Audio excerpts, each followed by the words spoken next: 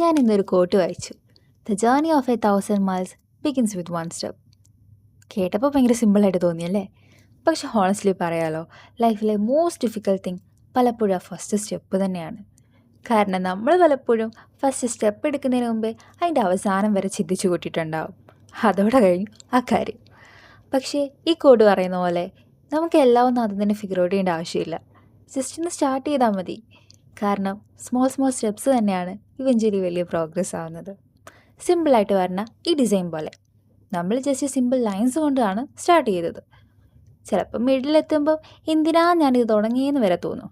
പക്ഷേ സ്ലോലി നമ്മൾ ഓരോ സ്റ്റെപ്സും ഓരോ ലൈൻസും ചെറിയ ചെറിയ എഫേർട്സും ഇട്ട് ഇവഞ്ച്വലി നമുക്കൊരു ബ്യൂട്ടിഫുൾ ആയിട്ടുള്ള ഡിസൈൻ കിട്ടും. അതുപോലെ തന്നെയാണ് ലൈഫും.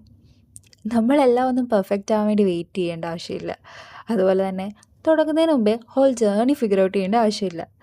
ഒരു ചെറിയ സ്മോൾ സ്റ്റെപ്പ് എടുത്താൽ മതി. ഇവഞ്ച്വലി നമുക്കും കിട്ടും ഒരു ബ്യൂട്ടിഫുൾ എൻഡിങ്.